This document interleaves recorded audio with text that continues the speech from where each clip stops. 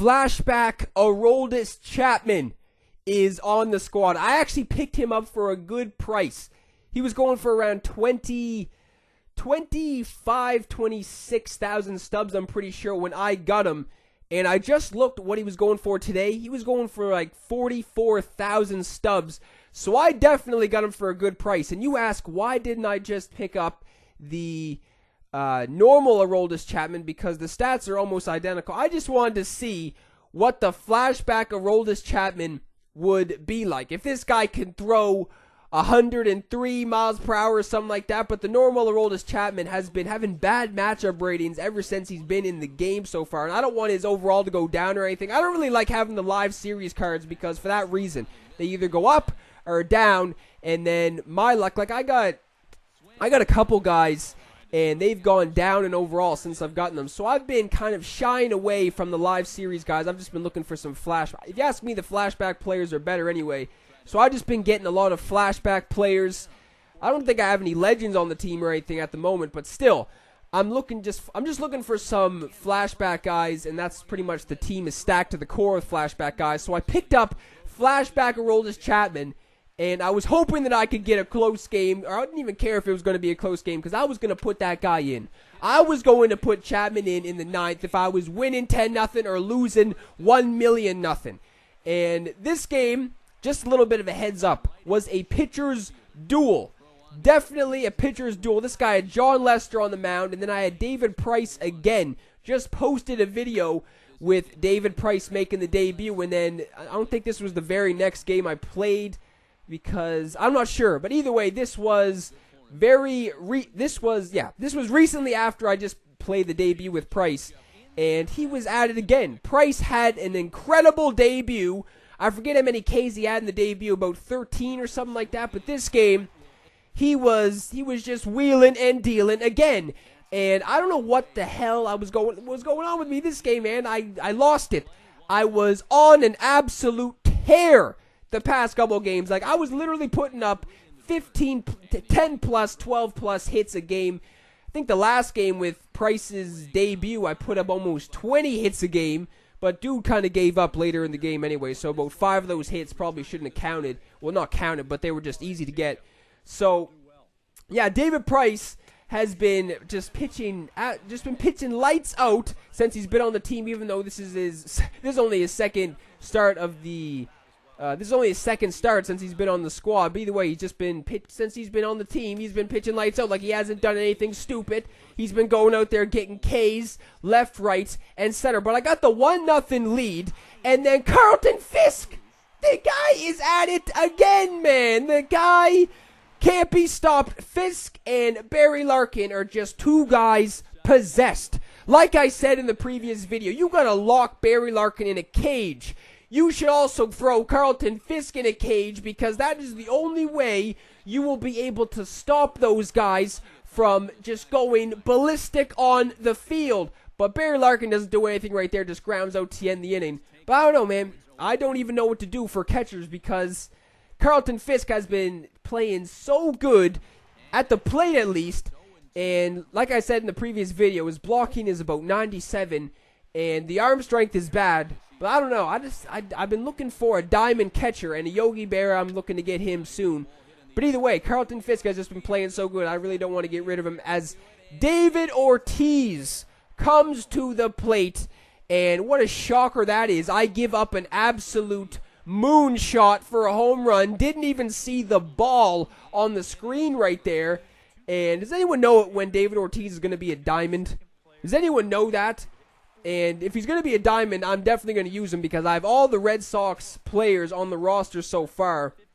I might actually sell a couple because, to be honest, I was kind of looking to get the Jonathan Papelbon, the flashback Jonathan Papelbon for a closer. I think you got to grind out 1,000 innings with Red Sox players to get him.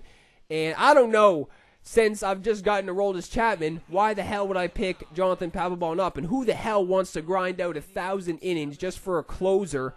And I'd rather have Aroldis Chapman anyway because, I don't know, in real life, the guy throws unbelievably fast. So I was looking to get him. I was looking at another closer in the market too. I didn't even see him yet up until I just saw him earlier. The flashback Fernando Rodney he was going for more than Flashback Aroldis Chapman. I have no idea why, because I was comparing the two cards, and Flashback Fernando Rodney has about 90, I want to say 93, 94 velocity, maybe less, maybe more, I'm not sure, but all of his stats were worse than Flashback Chapman's, and he was going for 50-something thousand stubs, and I saw Chapman dip down to about 20-something thousand, and that Fernando Rodney he's just been around 50-something thousand stubs ever since I've seen him in the market.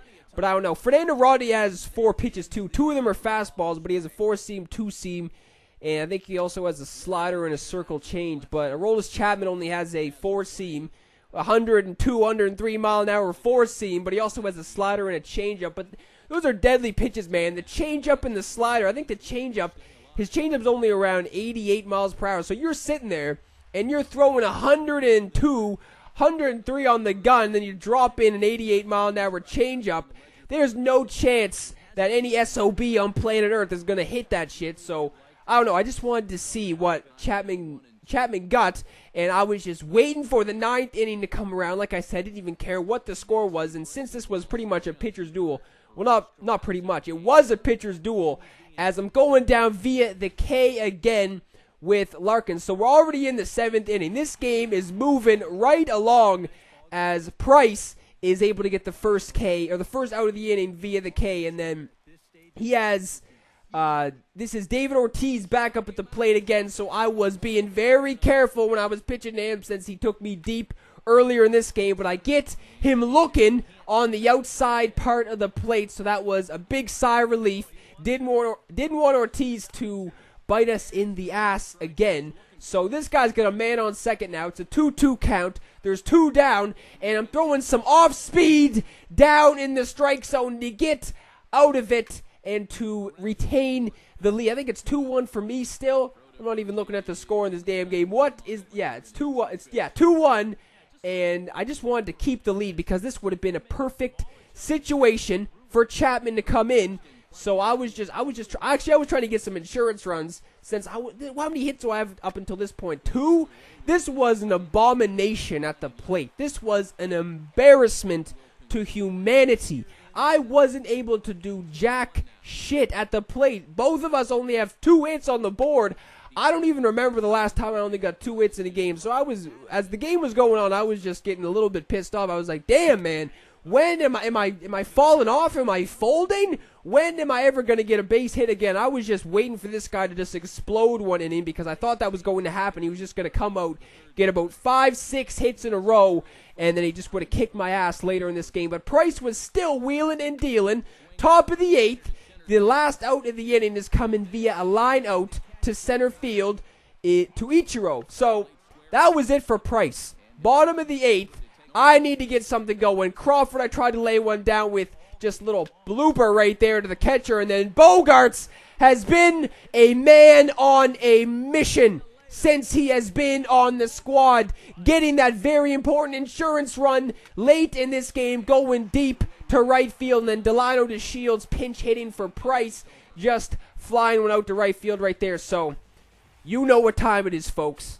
Flashback Aroldis Chapman is in the game, and he is looking to throw some heat. I start him out throwing the changeup because I figured this guy was gonna obviously would have thought I was gonna throw some heat, and then I'm throwing heat on the next pitch up in the strike zone, 100 on the gun. But that isn't all Chapman got. Wait till a couple pitches later. You will see just what this Flashback Aroldis Chapman got. Another 100 miles per hour on the gun. So I'm throwing a fastball down in the strike zone there after throwing 2 up in the strike zone. So now I'm trying to get him on a fastball again inside 100 again. This guy literally doesn't throw under 100 miles an hour. So I was just gonna continue to try and fool this guy because obviously if you got Chapman on the mound, you have to sit fastball. If you don't sit fastball, you are going to look foolish, and even if you sit off speed, you're going to look foolish. So what do you even do against this guy? Seriously. What do you even do? Look at that heater up in the strike zone. How do you even keep up with that? And then the next batter, I had a little bit of a problem with. 1-0, that was 101 on the gun. This next pitch, 102. 102 miles per hour on the gun. This flashback Aroldis, I honestly, when I got him, I was like, all right, so if his stats are similar to his normal card, then I'm guessing he's not going to throw over 100 miles an hour, right? He's just going to throw 100, and that's going to be the cutoff. No, this guy was throwing 102, and obviously this SOB, was looking for the walk 100%, so I was just feeding fastballs to him to see if he can keep up with it, and then he drives one down the right field line. So this could get a little interesting, because you know who is coming up next?